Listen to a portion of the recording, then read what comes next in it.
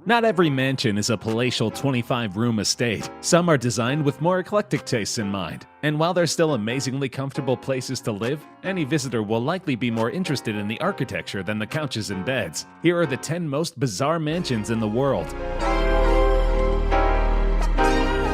You've heard about rising water levels and melting ice caps, but what can you do about it? You could prepare for a nomadic waterworld lifestyle, but since that involves drinking your own filtered urine, you probably shouldn't. Instead, how about moving into a floating mansion that's powered by the sun? Called Arkup, this giant houseboat is essentially that, a modern-day Noah's Ark designed to protect its inhabitants against the worst and wettest Mother Nature has to offer. It's built on a series of hydraulic pilings that can either dig into the ocean floor or raise the house up above the waves. So if you grew up watching Looney Tunes and wishing Daffy Duck would sell you a push-button home that can rise into the sky, here's your chance. And it will only cost you $5.5 million. It's not just for vanity's sake, though. The ability to raise your home higher and higher would prove mighty helpful as sea levels rise ever higher as well. Some climate experts predict sea levels could rise by as much as 7 feet come 2100, particularly in places like South Florida, where the Arkup was designed and is currently docked. If that happens, living in a place that can rise with the tide will prove mighty helpful indeed. Plus, its super sturdy windows are resistant to hurricane winds of up to 155 miles per hour. If climate change affects our waters as much as experts say it will, life-threatening hurricanes are likely to be commonplace soon enough. If the Arkup can handle that, then it's worth every penny. When you're a billionaire, you can get away with just about any housing design you have in mind. Many prefer normal-looking mega mansions, but then there's Vladislav Dorinin, the Russian CEO of Aman Resorts. He decided one day that he would like to live in a giant spaceship, and so he had it built. You certainly can't fault the guy for a lack of imagination. Doronin's 28,500 square foot mansion is described on its architect's website as fluid geometries emerging from the landscape and remaining partially embedded within the hillside. Apparently, it's not professional enough to just say our client lives in an Imperial Star Destroyer from Star Wars. Nevertheless, we're going to say exactly that, because come on, what else could this non-humble abode possibly resemble? The 72-foot-tall lookout tower portion of this mansion simply makes it look even more like the preferred battle vehicle of the dark side. It doesn't sound like Doronin had space in mind. His request to his architect was simply, I want to wake up in the morning and just see blue sky. How the architect got spaceship out of that when the sky is extremely not blue in space, I don't know, but I'm also super glad he did. As beautiful as many mansions are, they can suffer from monochrome patterns and an overall sameness. Not so in El Alto, Bolivia, where a local architect set out to create the most colorful, charismatic mansions he could imagine, and he most certainly delivered. Architect Freddy Mamani Silvestre's mansions are popularly called cohetillos, which is Bolivian for spaceships. One look at them and you'll see why. Each home is covered in dozens of crazy colors, non-traditional window shapes, bizarre rooftops, and unpredictable patterns. They truly do look like spaceships, or maybe a castle run by an alien overlord. His mansions aren't at all boring on the inside either. Between LED lights, Chinese chandeliers, very geometric motifs, pillars and columns, and more colors than an extra-large box of crayons, every inch of a Silvestre mansion is a feast for your eyes. But he doesn't just design this way for kicks, or because most other buildings in the area look alike. His intention is to introduce indigenous culture into a modern world. The timeless Andean and Tiwanaku styles he uses really stand out against a sea of functional ticky-tack. Silvestre has built over 70 of these spaceships so far, each one completely different from the next, and shows no signs of stopping. So if you live around Bolivia or plan to move there, and have the $300,000 to $600,000 he asks for per place, you too can live in an architectural masterpiece that's truly like no other. You know those creepy supervillain lairs built right into a mountain? The kind where Blofeld would bring James Bond to for torture and unnecessary exhibition? Well, one exists for real, and if you want to see it, you simply need to visit California's Joshua Tree Desert. No license to kill required. Designed in 1988 but not truly finished until the early 2000s, this 4,600 square foot mansion, officially called the Desert House, looks like it was carved right from the mountain. Its copper walls and roofs look almost exactly like stone slabs, and the roofs jut out far beyond the house itself, providing plenty of cool shade for its inhabitants. From a bird's eye view, it may be difficult to even see a house there at all. The designer's goal was to make the house seem like an organic part of the desert. So mission accomplished. Plus, since the home stands on 10 acres of land, your only neighbors are miles of Joshua Tree Desert. You'll be free to carry out all your evil schemes in absolute privacy. Inside, the home looks just as supervillainy, with foreboding ceilings, crazy spirals, alien-looking chandeliers, and sharp edges seemingly everywhere, even on the chair legs. The designer's website calls the interior warm and intimate, and it probably is once you hang out there. But let's face it, it looks like a place you'd extract top-secret information from your enemy in. Don't expect to move into this place anytime soon, sadly. It was purchased for $3 million in 2014 by a Manhattan Beach couple, who, according to the New York Times, wish to preserve it as a work of art. If you want a stylishly evil lair to carry about your stylishly evil schemes, you're just gonna have to build one yourself. Would you live inside this house?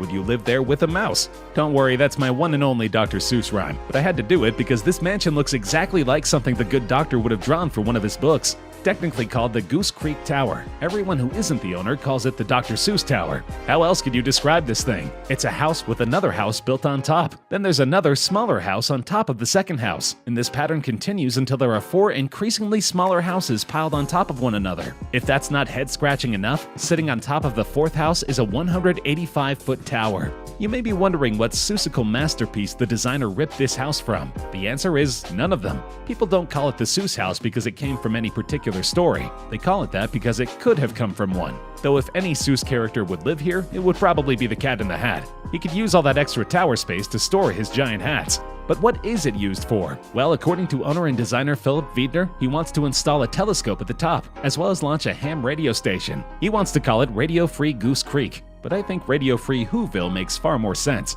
Technically, the Seuss Tower isn't finished, not that Wiedner minds. He sees the mansion as less a place to live and more a poem to the sky. In other words, don't expect him to place it on the market anytime soon. But maybe you could convince him otherwise. I will pay $1 million. I will pay you all in ducks. Sorry, Seuss rhyming is simply too fun to resist. Who doesn't love Batman? Besides all the criminals of Gotham, I mean. The Caped Crusader is so popular, it makes perfect sense that somebody designed a mansion based on him.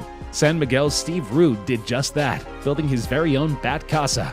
It's a 2-story home with the Batman symbol displayed prominently out front. That said, it doesn't exactly look like the grim and dark Batcave we see in the movies and comics. Rather, this bizarre 1,500-square-foot mini-mansion looks like something out of an art gallery, with wavy white walls that simultaneously melt into one another and attempt to pull itself apart like cheese in a mozzarella stick. This bizarre aesthetic continues as you venture inside. Everything looks like it was fused together, with strange shapes, curves, and hundreds of sculpted branches twisting and dancing together to form a living space unlike any other. It almost looks like you're living in a plaster jungle, no more so than when you're sleeping in a bed built right into the plaster. In that sense, it does seem like you're living in a grand cave, though not the kind that would attract glum martial artists dressed like bats. The Bat Casa is so unique it's become a local landmark, and you can stay there too, albeit briefly. While the Bat Casa is not on the market, you can rent it out for around $90 per night on average. For a place with 3 bedrooms, 2 baths, and the craziest aesthetic this side of an abstract art gallery, that's a downright bargain.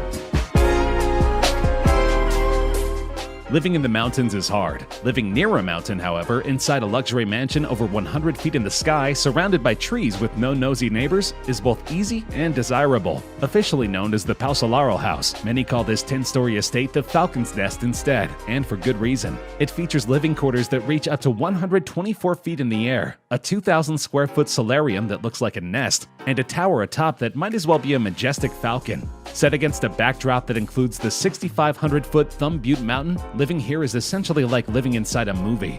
The Falcon's current owners are asking for $1.5 million, which is a fair chunk of change. But whoever pays that much is getting some primo living space, with 6,200 square feet that includes 3 bedrooms and 4 bathrooms, not to mention a main floor with a 360-degree view of the Arizona wilderness below. Plus, the simple fact that you're living in a stylish version of Dr. Wily's Skull Castle, if the Falcon imagery isn't your thing, makes everything extra worth it. If you're a 90s kid who grew up on Animaniacs, you probably think living in a water tower is more a punishment than a luxury. Well, the genius architects behind the Sunset Beach Water Tower in Orange County, California beg to differ. They turned a musty old water tower into a legitimately luxurious spot to live. The 87-foot-high PCH water tower was once a regular old tower that stored upwards of 75,000 gallons of water at a time. That's more than 300 tons. But in the late 1970s, all the water went elsewhere, and the tower just stood there by its lonesome, watching over us like a forgotten Greek god. That is until the 80s, when some investors decided to revamp it into a cozy private home. They later sold it to a retired fire chief named Gerald Wallace for $800,000. He then attempted to flip it for up to $8 million. He ultimately settled for $1.5 million, meaning that he still made money on the deal, especially considering he had been renting the place out for a mere $4,000 per week. The inhabitants of this tower get a lot for their $1.5 million. Despite looking exactly like a water tower on the outside, inside you'll find 2,800 square feet of living space. This includes 3 bedrooms, a 145-gallon aquarium, and a party room featuring a fire pit that you can mechanically lift up when it's time to dance. Plus, the view of Sunset Beach simply can't be beaten. Unlike Yakko, Wacko, and Dot, you won't feel stuck inside this place. Instead, you'll feel like a monarch, looking down on your subjects while enjoying all the finest parts of life.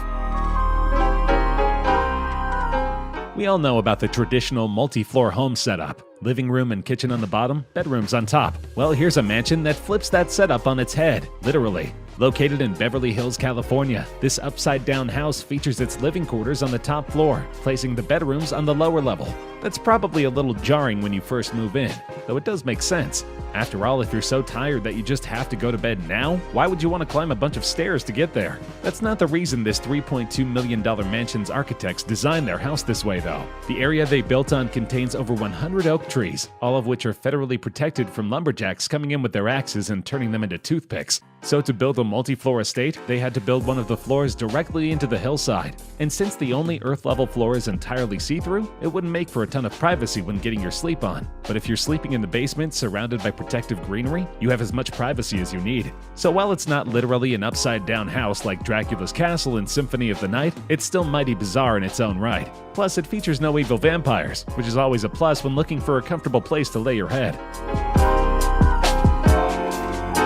Living in a spaceship is one thing, but living in a giant battery is quite another. But that's about the only way to describe Germany's heliotrope, both in shape and function. This 48-foot-high mansion is literally battery-shaped, but its circular setup isn't just designed to be cool. The heliotrope actually rotates, though unlike those novelty restaurants that make it hard for those with motion sickness to enjoy their sandwich, it doesn't do so every day and only rotates 180 degrees. Adding to that, it's solar-powered, and its rotation follows the sun. It faces the sun during the cooler months and turns its insulated back to the star during the hot times. This means that at all times, the heliotrope is appropriately absorbing solar energy. It actually produces more energy than it uses, making it the first home in history to do so. Sadly, 25 years after it was built, it remains one of the few homes that do. Architect Rolf Dish, who designed the heliotrope in 1994 and still lives there, leads a luxurious life, as well as an environmentally friendly one. The heliotrope is huge, with tons of rooms, as well as a garden terrace, viewing deck, and naturally, a sun deck. Hey, who said saving the planet had to be uncomfortable?